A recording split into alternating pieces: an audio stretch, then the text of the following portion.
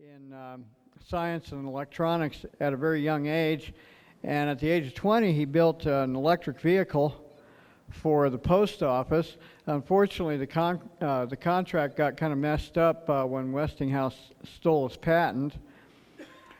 So he went on to contract with ITT at Vandenberg and did a lot of aerospace work for a while. Aerospace dried up, so he went as a military contractor and then went to Mexico in the mining business for a while. He came back to the U.S., formed High Energy Systems, which was where the technology he's going to talk about originated. And eventually he moved from Sacramento to his current base in El Paso, Texas, where he says he has a lot of good business opportunities. So let's welcome Mike Windell.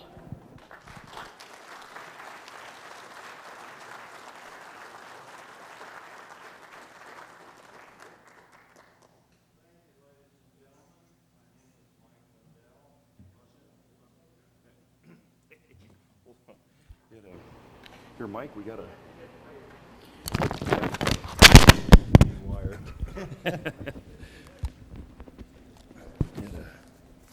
My apologies here.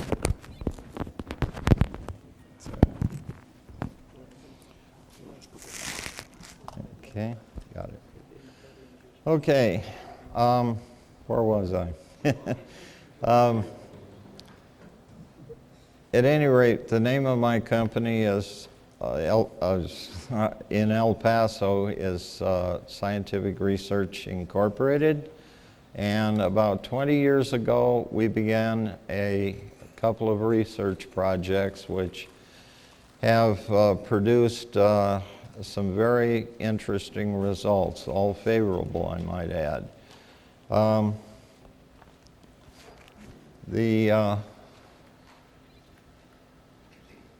see. Okay, we developed a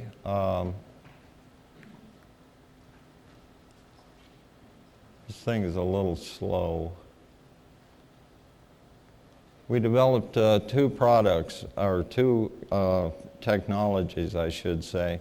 One is called an anomaly detector, and the other is an ambient energy cell.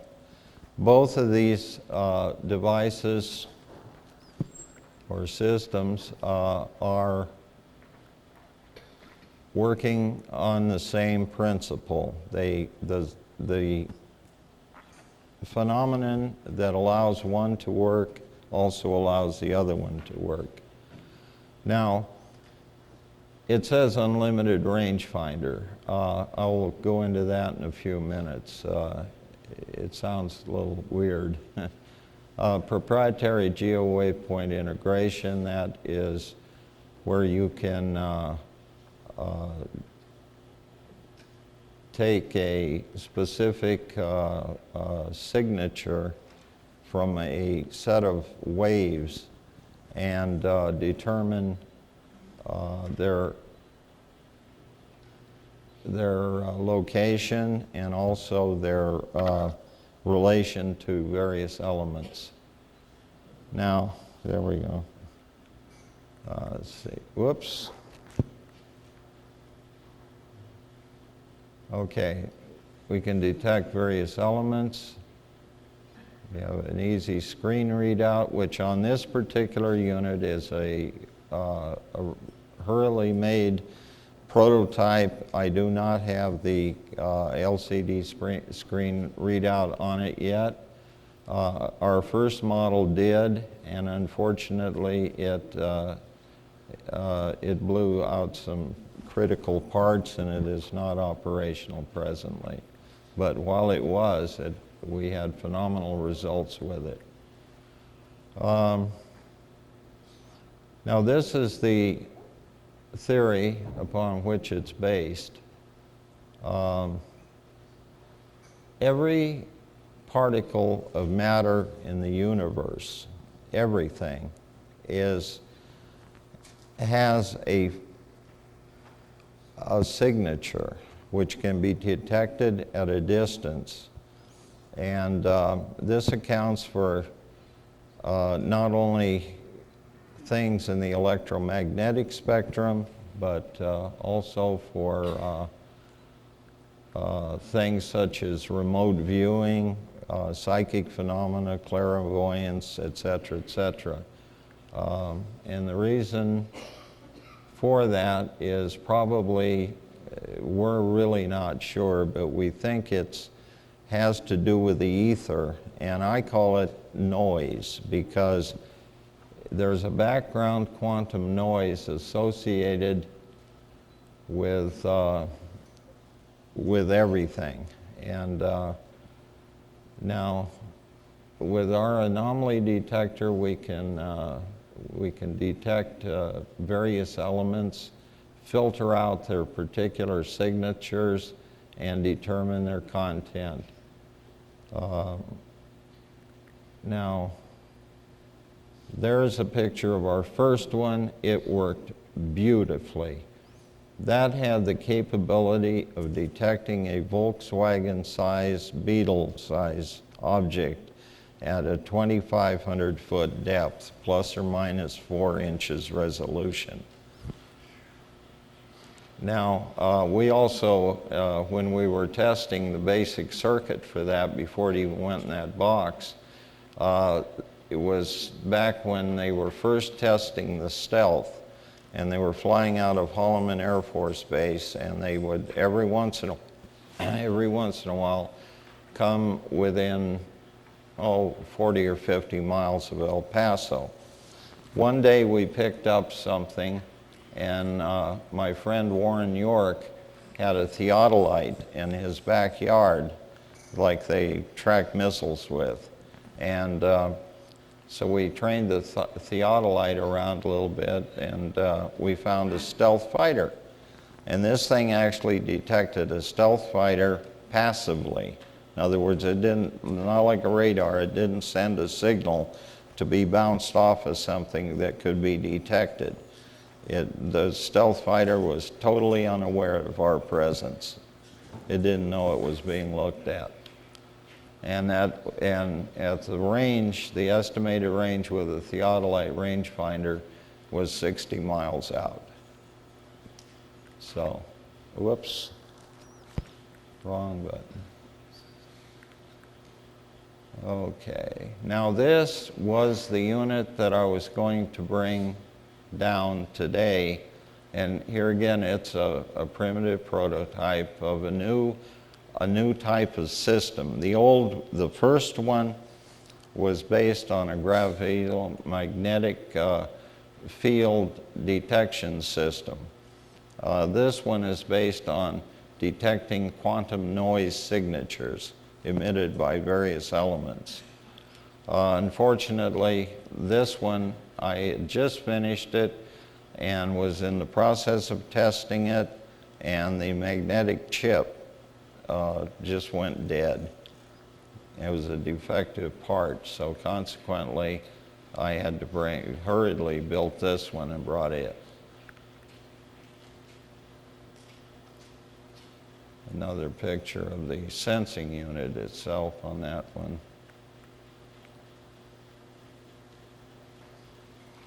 Now, when we say this unlimited range or unlimited, we can detect targets at unlimited distances, that requires a little explanation. That is based on the fact that a lot of quantum phenomena relates to entanglement. Now, it has been proven in a number of experiments that where you have an entangled photon or electron or particle, it can even be a neutron, that if its daughter particles that it produces are intimately related to that particle, and one changes state. If one changes state, the daughters change states at a great distance all across the other side of the universe, instantaneously. So, the speed of light obviously doesn't come into play on that one. But in fact, that is a problem with this because we have to take special means to keep it from sensing everything. And that requires a very extensive and precise set of filters to keep the range within limits and to keep the range to where it can be identified in a specific location. Now, this is another technology related to that. The beam machine. This is a modulated cold plasma beam, and it produces incredible phenomena.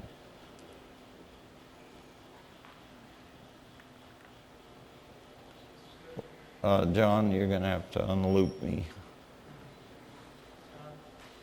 John, wherever you are.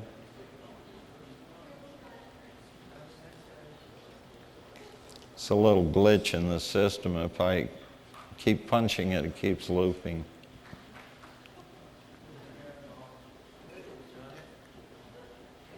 Well, if you want to watch it again, there it is. At any rate, you might be interested in the vortex nature that is developed. Now, we have found that we can modify crystals of any...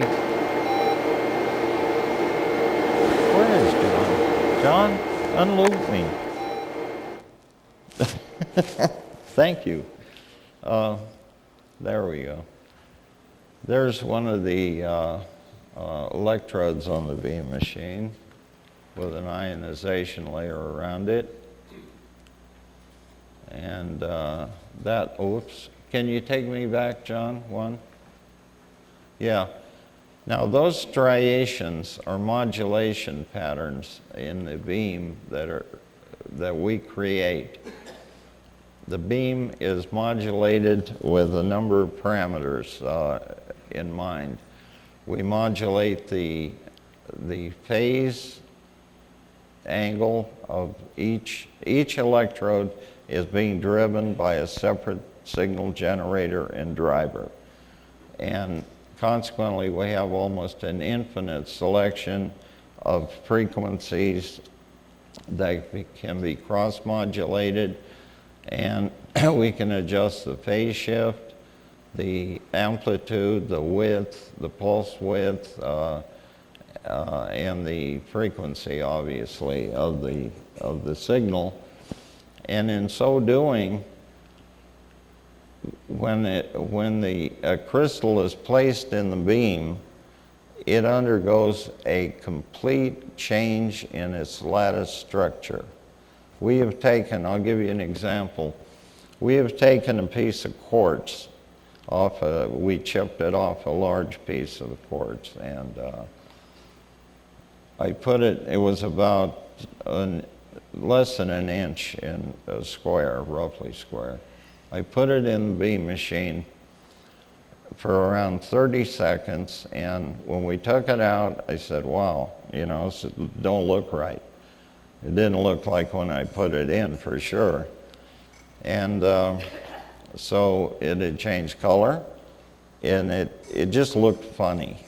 So I told one of the guys, I said, look, take this over and put it on the anvil on the back of the vise and hit it with a hammer. So he did, whap. And guess what?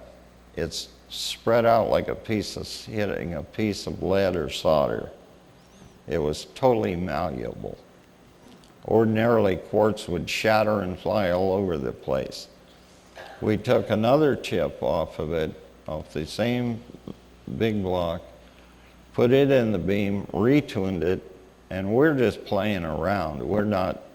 We have yet to figure out all of the combinations, but we put the other chip in the beam, and we had a large industrial diamond that we were using on a tool, and it appeared, this one, when we hit it with a hammer, nothing happened. So I said, try it on that diamond. We put a scratch in the diamond. So what we had done is change the crystalline lattice of quartz from being totally malleable in its physical characteristics to harder than diamond. And that has obvious commercial application. In fact, a lot of applications. Now, we decided we were going to try some semiconductors to see what effect it would have on silicon. So we took, we started with a photocell we bought at Radio Shack, a little solar cell.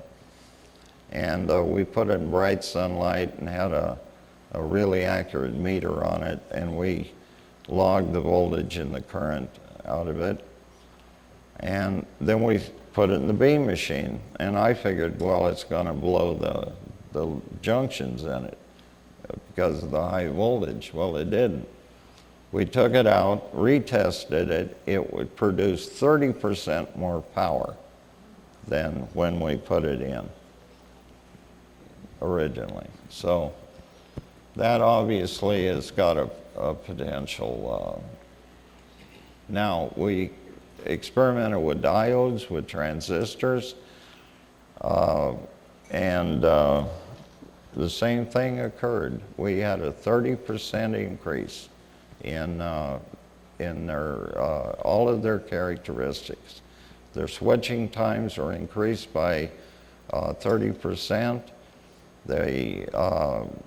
Their voltage, transient voltage response increased 30%. It's incredible. So at any rate,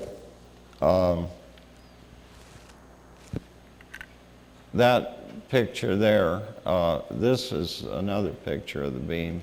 Now, this is before we built our big new beam machine, which is vertical. These were all horizontal.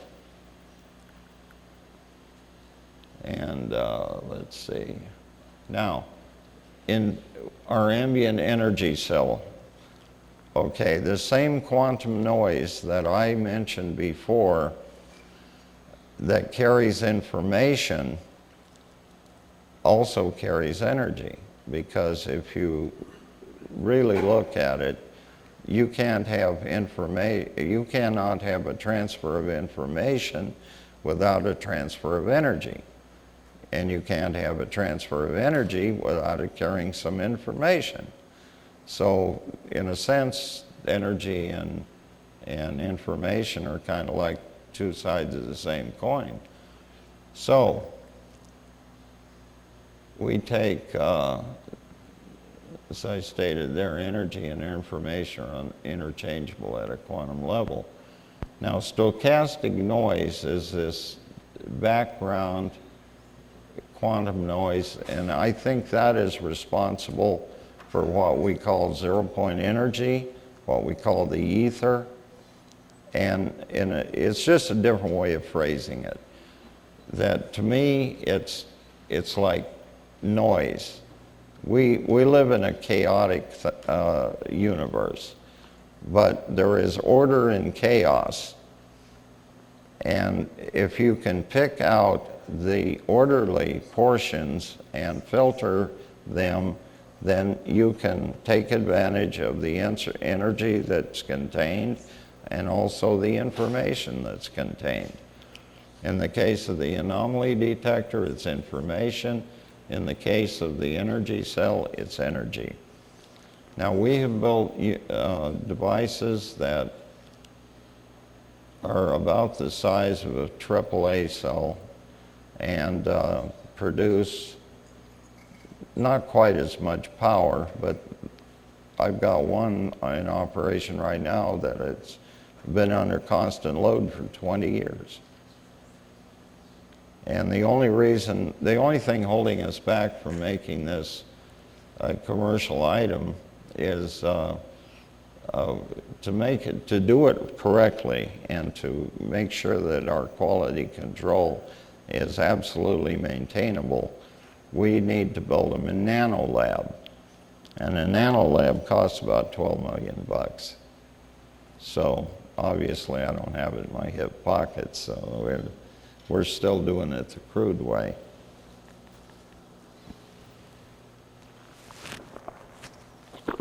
Now, the ones we're building use crystals that were treated in the beam machine. You cannot do this just with ordinary crystals. It won't work very well because if you do get a result, it would be more like a battery. It would be electrochemical.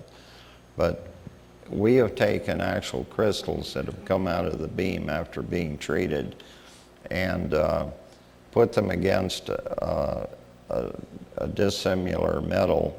You need a little dissimilarity there in order to show the electrons which way to flow. It has nothing to do particularly with an electrochemical reaction.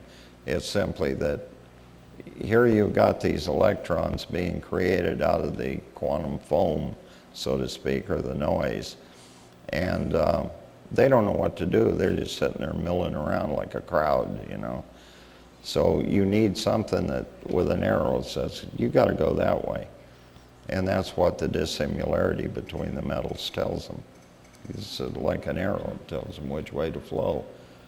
So, at any rate, incidentally, I've got a little demo I'll do for you here in a minute. That kind of says what I just said.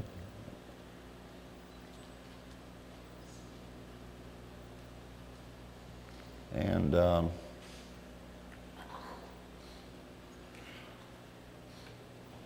John, you're going to have to get me into this one.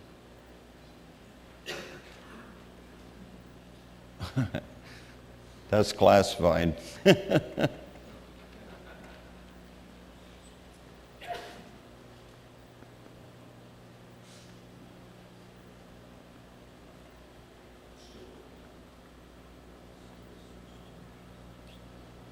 When we were putting this thing together last night, we had to make some serious modifications in it to make it so it was readable, and apparently one of the modifications didn't take.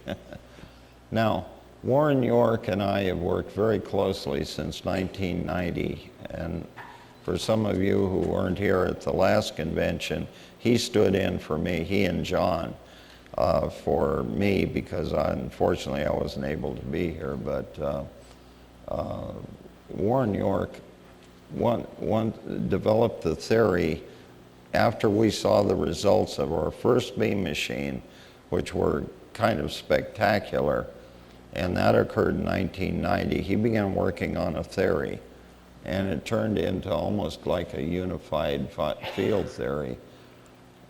And it pretty much matches what the beam machine does. So I guess the theory is pretty much correct, at least in relation to this. Oh, okay. Another picture of another beam machine. This one was an experiment we were running.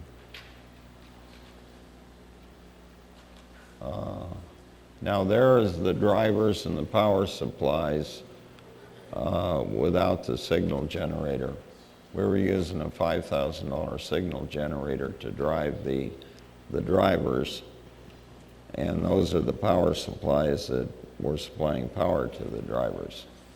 An interesting footnote, we put a piezoelectric crystal in the beam one day, and we're just playing around, trying to discover new phenomenon.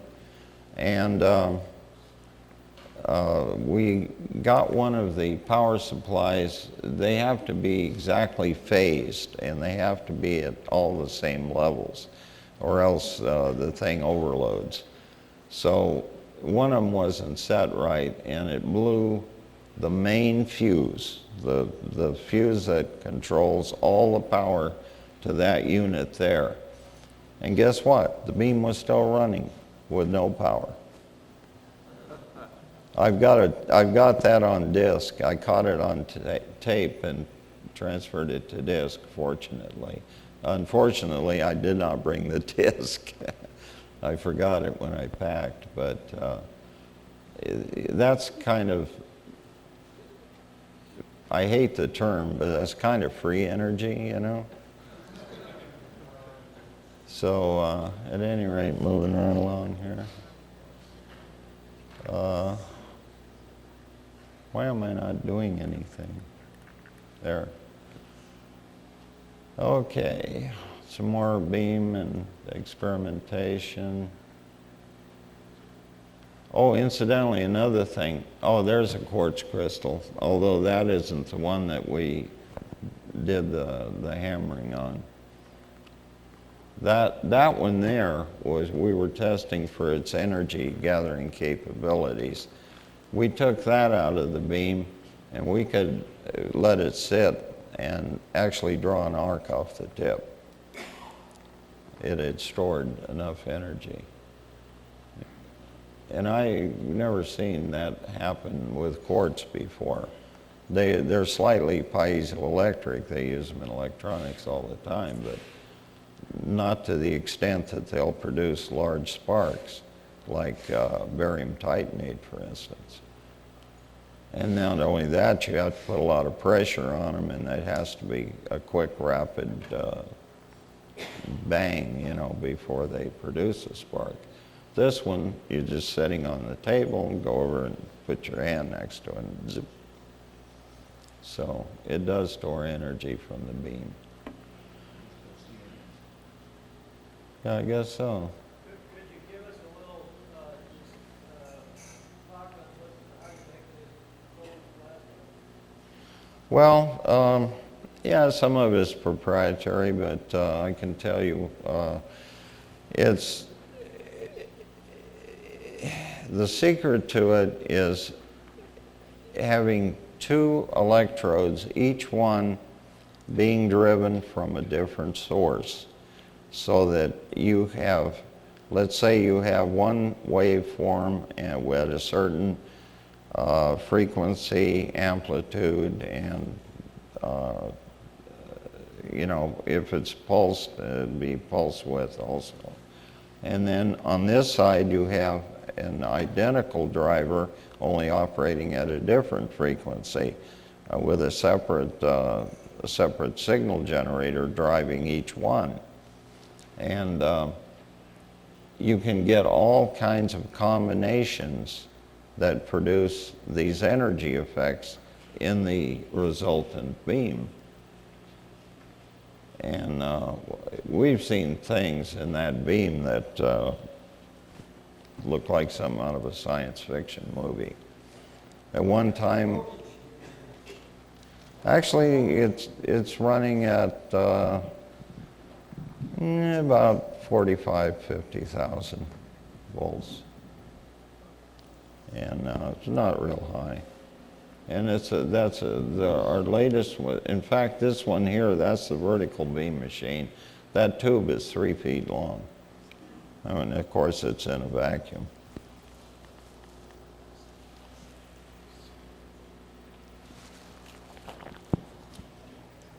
Any more questions? Yes, sir.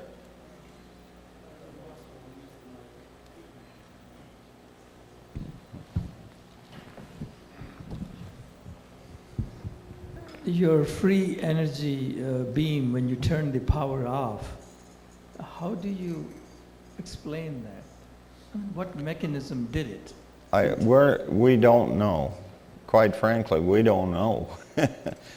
It was something that occurred, and we tried to duplicate it, and we could once. We duplicated it once, and then we couldn't seem to get the right combination again. But I'm sure it's there. But if we did it once, we can do it again. But as far as the source of energy, I'm thinking that it has something, it only occurred, we only observed that on a piezoelectric barium titanate crystal. And I think it had something to do with the crystal going into resonance with the beam and staying in resonance with the beam and sustaining it. I think that is as close as explanation as I have. Okay, 2 questions for you. Number 1, I would love to try and replicate your ambient cell, even if it only gave me 1/10 of a volt. And secondly, I have a gold dredge and would, if that thing detects gold, I'd love to know where to dredge to be able to get a better yield than what I normally get. So I assume before any of this is commercially available. Yes, we probably have another 2 or 3 months, depending on funding. Everything depends on funding, but if we're successful within 3 months, these things will be available, and we haven't decided. We probably will lease them rather than sell them. And 2 reasons for that. One, the first units are going to be far different from the units 2 or 3 years from now, or even 6 months from now. And so what you do if you're on a lease, you just return the unit to be reprogrammed and retrofitted with, the new, yes? Yes, my question is regarding the color of the beam. Is that a color produced by the computer to show the beam, or is that the natural color? No, that is the natural color. Thank you. And we have more colors than that. We've seen it cover the entire spectrum. Yes. We have an interest in looking at body burden of toxic metals, which are in the parts per billion range. And is that feeding back? And got to get in the right position here. On your anomaly machine, I know you were saying it detects various things, various areas, but have you done anything with small, quantities, parts per million, parts per billion, looking at, for instance, contaminants in soil, or will it detect that, or do you have any technology on that? Well, it's curious you should ask that, because the way we test these machines is with for instance, like we want to test for gold, we use a gold standard, which is, I forget how many parts per million diluted in aqua regia.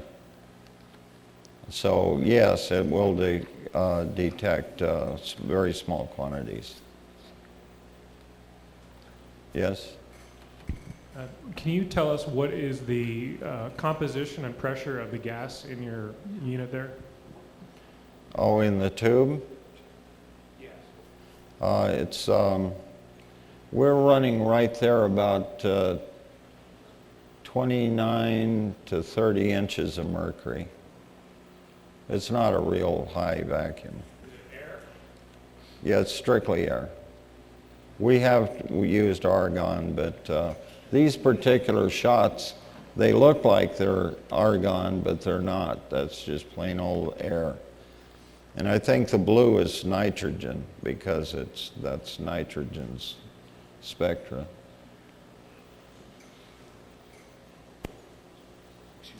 Mm-hmm.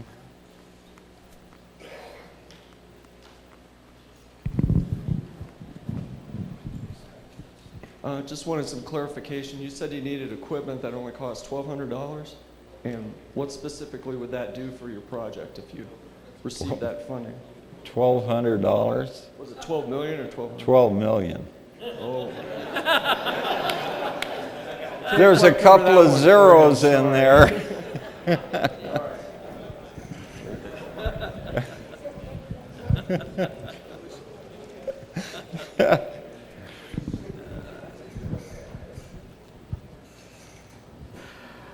Hi there. I'm very interested in your anomaly detector. What's the chances of getting hold of one of these? Are you going to make these commercially also?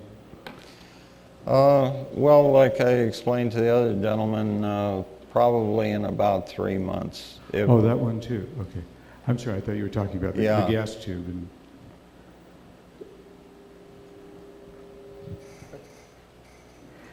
And the beam matrix dilation device also? Pardon me? I said, you covered 3 devices. I was just curious about when each would become available or what your plans are to commercialize. Well, the beam machine is strictly a tool that we're going to keep in-house and produce crystals. Now, that has applications like for hardening turbine blades, for hardening tool steel, for improving the performance of semiconductors. Actually, you can go on and on all day as to its applications. Anytime you have a crystalline substance and you want to change any of its characteristics, the beam machine will do it. Have you tried checking out the beam machine with the anomaly detector? No.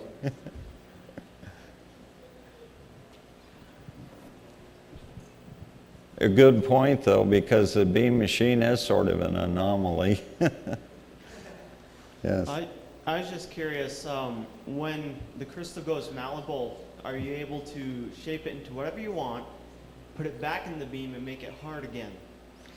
We thought about that, and we tried it once, and it didn't do anything. It stayed malleable.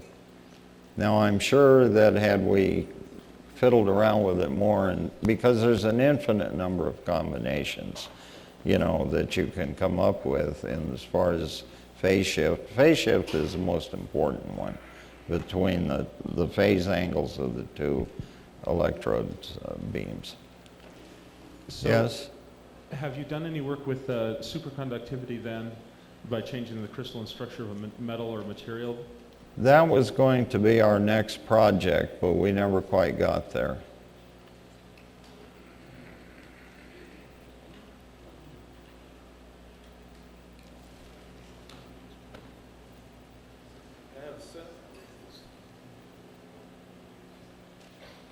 I have a similar question on superconductivity. Would it work at room temperature? I'm not sure I understood that. In other words, if you work on making superconductive devices, do you expect it to work at room temperature? Yes, absolutely.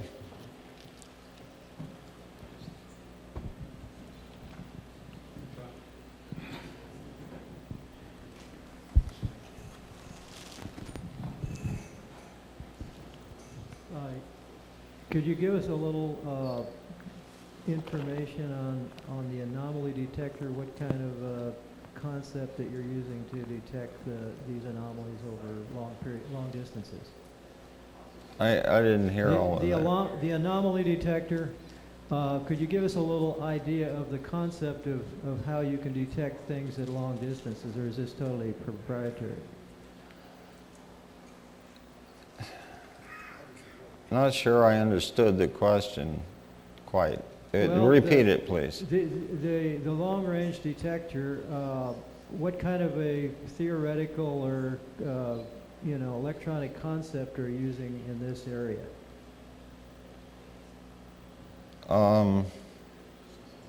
Well, it's kind of based on if you're referring to the ether. It all depends on its semantics, whether it's ether, you can call it noise, background quantum noise, you can call it ZPE, you can call it a lot of things, but basically whatever it is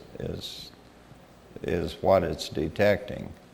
And it's detecting the signature that's represented. Everything has a separate signature.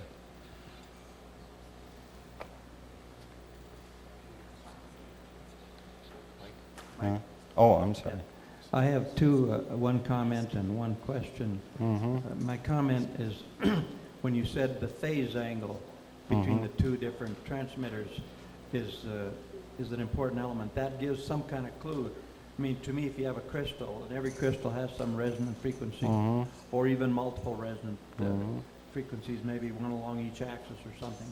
Now, the crystal is in resonance with some beam, and now another beam is coming in with the trying to make it resonate, but at a different phase angle, then you can imagine that that crystal isn't going to know what to do, and so something's going to change. So maybe That's correct. Maybe that gives some insight into the mechanism for altering the crystalline structure. You hit it right on the head. That's what's happening. Now, my question is, someday you're going to move on, and you've got this wonderful beam machine and everything. I mean, it could lead to space-age materials, you know, stuff that we need to build. Its applications are unlimited. I know. How are you going to pass this on to mankind, or are you going to bury it with you? Hey, I'm not a greedy guy, okay? I'm really not. You know, it's the only reason we're keeping any part of it proprietary right now is we want to develop this thing to its fullest extent, publish all we can on it, and do it right, because, or at least what we think is right. If we do it some other way, it may get garbled. You know, a lot of things do. So, hope I answered all your... Someone could just put it on the shelf. That's a big, scary idea. Right. Yeah, show me how to build it. I want to put it over there. Right. Yeah. Could you tell us how you determine the signature of various elements or what you're doing in that area? Trial and error. Pardon? Trial and error. And I don't know if you would like to tell us about how you actually do the detection. Well, the detection, to give you an example now, on the crude units, what we do is we use a spectrum analyzer and we look at a specific pattern that relates to whatever the thing is detecting. Now we take a snapshot of that, make an overlay of it. So the next time we see that pattern, we say, aha, that must be whatever it was the machine was looking at. And we go through that time after time. We have to catalog an entire index of elements and signatures. Now, once we get started on that, we can computerize it and program the computer to do all of the manual labor, so to speak. Yes? How does your work relate to work done at MIT with respect to laser beams, lights, slowing down, freezing, storing, transporting, and recreating? Well, it relates to entanglement, right? Yes. Yeah, okay. Well, it kind of borders on it, yeah. We have worked on a lot of ideas, you know, that we're going to try in the future. The entanglement thing is fascinating, absolutely fascinating. And teleportation is a definite possibility, among other things. Yes? An amazing experiment, I might say. Will you tell us a little bit more, continue telling us about some of the interesting things that you saw in the beam? I'd be happy to.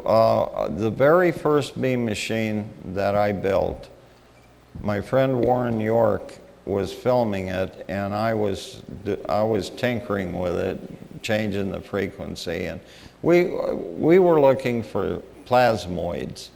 Warren York was fascinated with plasmoids, and so I took an argon tube, and I found that at certain frequencies, little plasmoids would form on the ends of the tube, on the inside. And so we were just playing around, looking at these plasmoids, and he was filming. And all of a sudden, well, first of all, I decided to take a filament lamp. I've forgotten now, it's been so many years ago, why I decided to do that, but I had one of these long filament lamps with a long, skinny filament in it, you know, and that would vibrate easily. I put that up next to the tube and immediately went into oscillation. I changed frequencies, and all of a sudden that filament just came alive.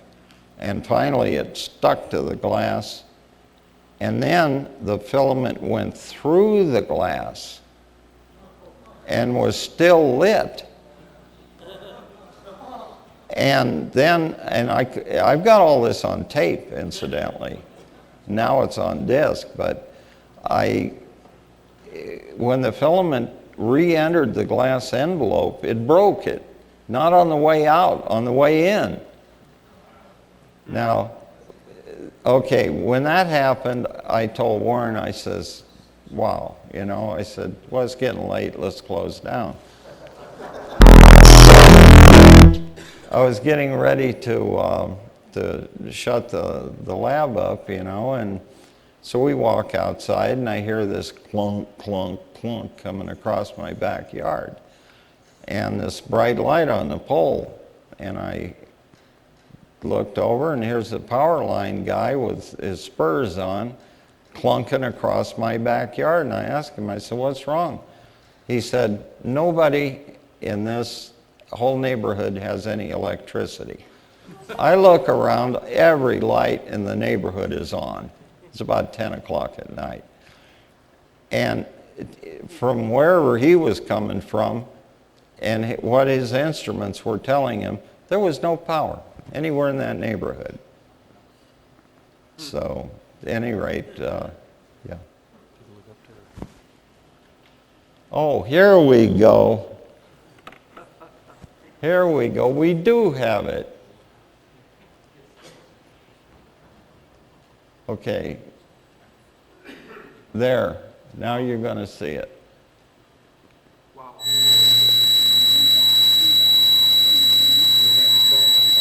That's the frequency associated with Looking at more than that. And what's currently transpiring. No kidding. Can you get a close-up of that? We're looking at more than that filament going back and forth in there.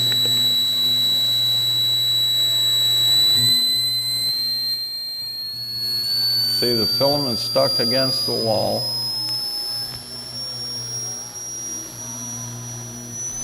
It happens quick, but it actually goes through the filament wall and then breaks it on the way back.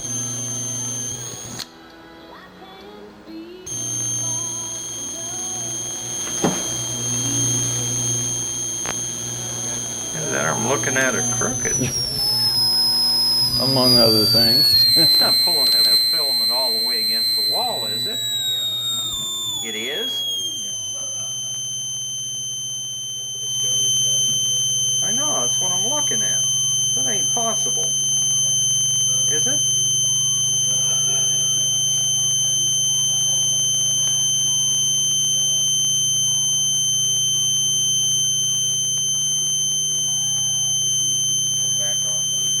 Wait a sec, okay. We're going to turn the filament up a little bit too and see.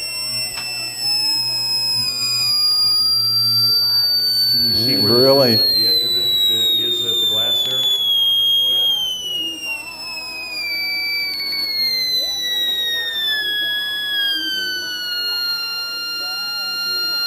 That's all the way down. Filament's definitely distorted.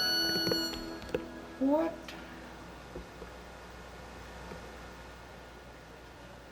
The filament is stuck to the side of the bulb, am I correct in assuming that? Yeah, look at the spaces where it's not lit. I know. That's impossible. Okay. That's not possible. This is happening here.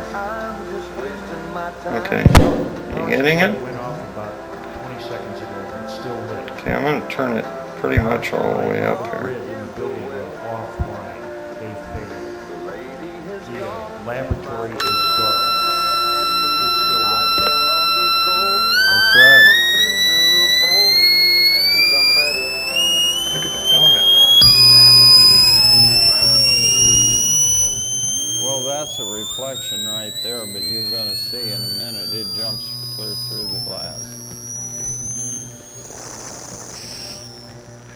Right now it's just stuck on there, but you see it's cold where the glass is sucking the heat out of it, I guess. Turned it down now.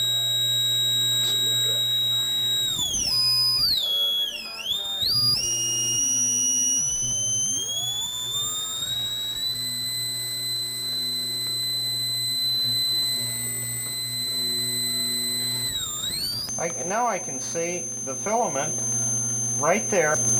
There is absolutely no heat. Okay? Look at this. The video camera was operating on its own. And look up around the edges over here. How can that be happening?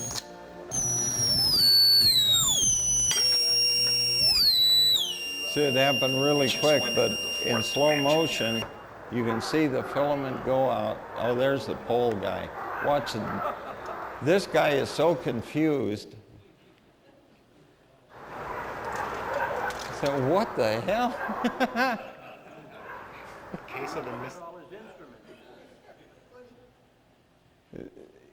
He's totally dumbfounded. You look, it's dark in the back. I hate to tell you. 1990 is when we did this. See, he's looking around. He still can't see any lights.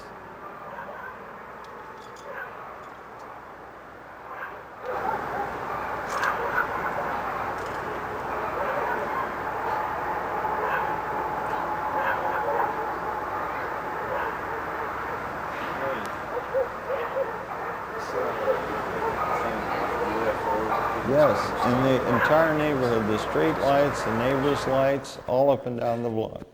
Porch lights, everything.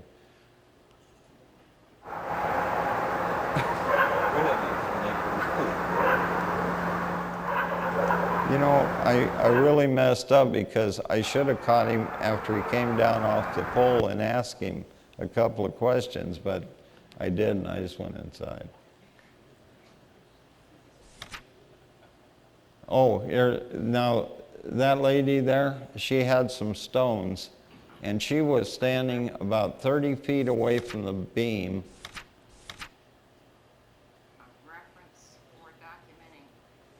And watch what happened to the stones. Following took place. I have kept a log of interesting events that have taken place in my own life, so I'm able to accurately document exactly the date that what I'm about to relate took place. And my log entry for October 14th, 1990, approximately 11 p.m. My journal entry says that we left for Mike's at 2040.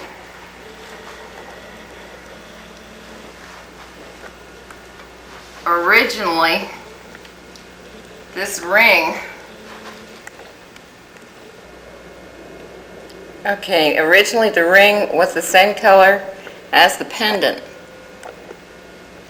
It was not until the following day that I noticed that it had significantly lightened.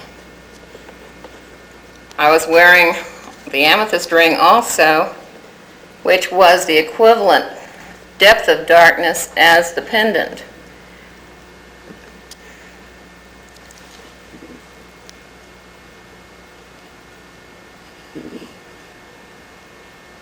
Okay, what were you doing during the experiment?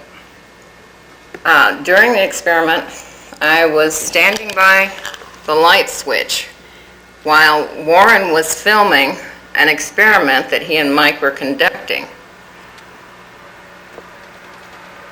Okay, the experiment was mainly conducted in using plasmoids and energy fields. It was not a controlled experiment.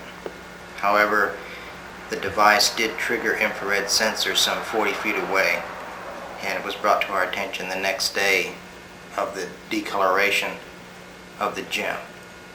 The only thing we can gather is that for gems like this to be decolored, there'd have to have been X-ray or gamma ray present. However, no such evidence exists that we can tell, although we did not have a controlled experiment to validate this further.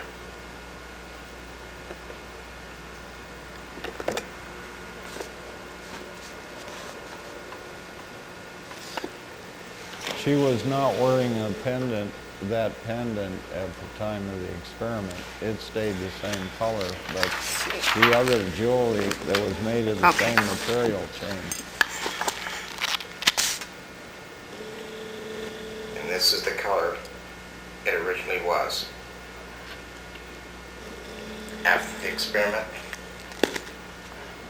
this is the color it became.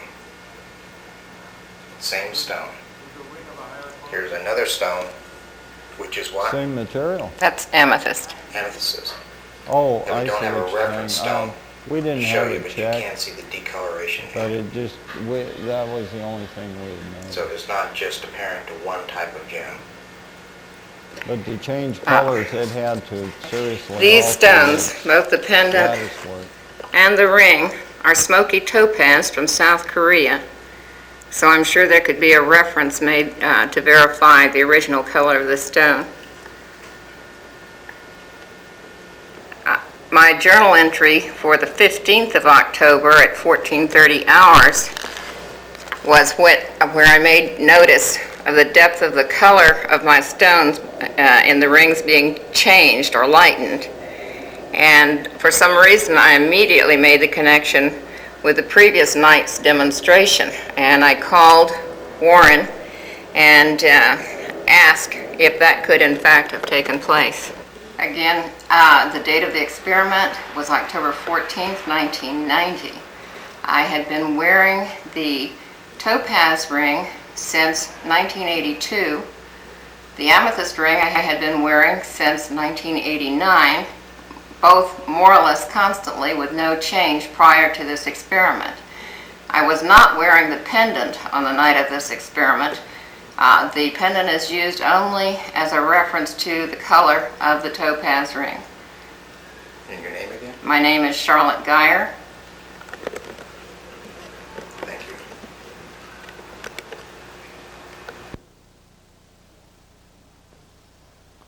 Anybody got a ring they want changed? Can you change something into a diamond? Yeah, it'll work on diamond too. We did test it for that. And there's a big market for colorized diamonds, or coloring diamonds, I should say. Yes, sir? I have one question going back to your detector. What type of antenna are you measuring the signals off of on your detector? Well, over here, I have the ones that work the best. This is a Tesla type pancake coil, and it has 2 windings on it.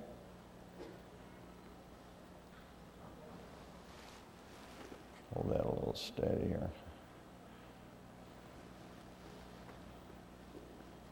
Did you guys get pictures? Okay. Now this is a coil that I wound some years ago. In fact, about the same time we did that first plasma experiment. This is a scalar coil, and it's actually 2 coils. One is a circular coil, and it has a toroidal coil wound around it this way, and we have actually tested this one in a Faraday cage, and we could put a transmitter or a receiver inside the Faraday cage along with a hook to this coil, and on another coil half a mile away, although we didn't really test it that far, I think it was maybe more like about half a block away, we got loud and clear signals. We tried it with a transmitter in the Faraday cage, and also with the receiver in the Faraday cage. Yes, I have a question. You spoke of particles and wavicles communicating with each other instantaneously, even at light years of distance. Mm-hmm. Would it be possible to have faster than light, with your technology to make possible faster than light communications, both transmitting, receiving radio communications? And do we have a possibility of a new study project? Well, I think probably that it may already exist. It's not well known, and I think maybe the government might be the only people that know about it, but it's a definite possibility. Now, two scientists in Israel, Dr. Aronov and Dr. Bohm, originally did an experiment with neutrons where they proved that clear on the other side of the world, the offspring of the neutrons in their laboratory would change state, which is obviously communication, at the same time that the parent neutrons change state. And that was separated by distance of thousands of miles. And there was no, they were synchronized, so there was no time lapse. So they theorized that, you know, you could do it clear to the other side of the universe. And there have been some experiments conducted by, I forget who now, but that indicate that we have detected state changes in particles in other galaxies. You know, of course, they're on a large scale, but you know, it's faster than light communications, I think, is a definite possibility. Yes. Hello. I have a question about the detector again. Mm-hmm. Did you ever test with bacteria? That's one question. And the other question, if so, can you detect then the bacteria, for instance, when it is in water or in an organism? And Water does not seem to affect it. What was your first question again? If you worked with bacteria, to detect bacteria, because each bacteria also has its own fingerprint. So I'm wondering if it works. We haven't specifically tested for that, but I think it's a definite possibility. We have done experiments where they're kind of homeopathic experiments where you can take a vial of distilled water and you know that it's totally clean, take another vial that's been contaminated with whatever, and by energizing the contaminated vial, after a period of time, you notice that the distilled water has the same characteristics. It's become polluted. So, you know, I would assume that the anomaly detector could recognize the signature of bacteria just as well as, because I know that bacteria do respond to experimentation like this. Yes. In order to continue your program, you said you needed $12 million. Or do you have some kind of a program to raise that kind of money in mind? Well, sort of. Yeah, as a matter of fact, we do.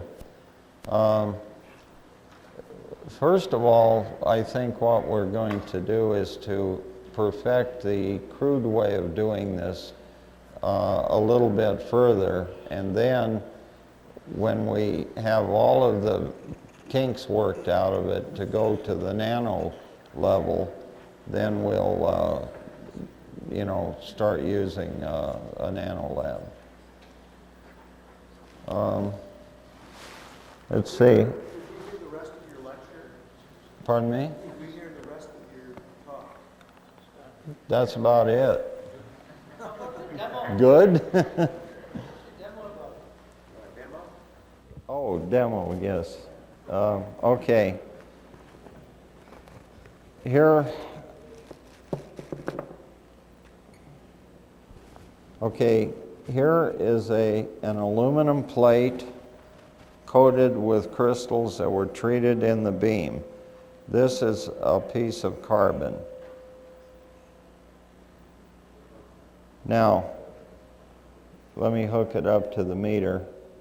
Now, this one was treated with a crystal, and part of the crystal's rubbed off on this, but it didn't make any difference. Hook it up to the meter.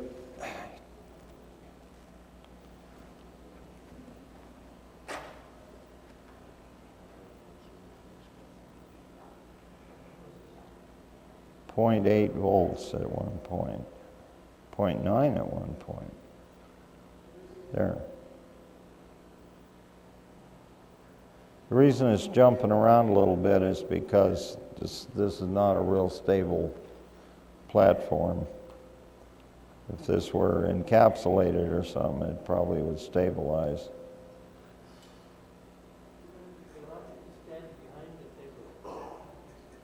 Pardon me? Okay. Let's see. That better? I don't know what it's reading, but what's it? Showing 0.6, 0.7, 0.42. Yeah, it's varying with the. Yeah, I'm moving it. That's why. But here, I'll hold them and you can stand in front. Okay. Just try varying pressures. Although pressure doesn't make that much difference. You got over a volt. You're magic. It was over a volt.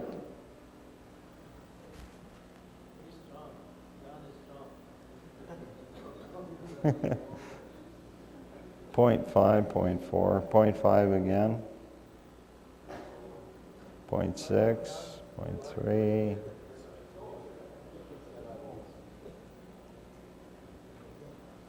It did hit a volt though.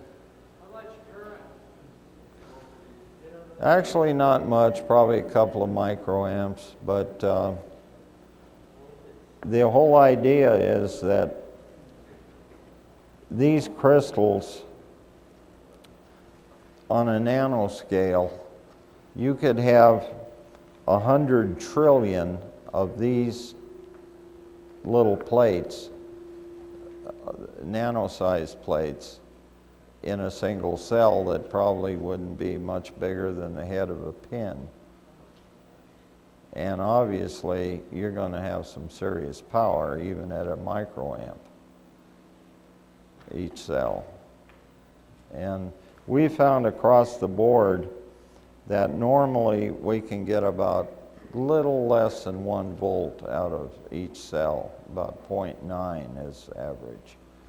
And at 1 microamp, multiply those figures by 100 trillion. Okay, we've got time for 2 short questions left. Okay, I wanted to shed some light on the problem you had with the power going off, but the equipment continuing to run. There's a fairly well-known condition that's called plasma glow discharge region. Yeah, Under I'm certain aware of it. conditions, the plasma will become a negative resistor and produce excess energy, and that appears to be what's happened in this case. That is a very good point. In fact, I'm sure that that's a contributing factor to that particular phenomenon. Good point. That's something not too many people would realize. But I kind of think it also has to do, what created that particular condition was the resonance between the beam and the piezoelectric, because we never saw it in anything else other than a piezoelectric. So. Well, I was just curious if the detector there sends out a signal. No, it's it just totally picks up. passive. What's that? It's totally passive. Okay. So it just picks up on signals. Exactly. Ladies and gentlemen, Mike Windell. Thank you. Okay. We're gonna move Mike's table off to stage left, house right, just right up against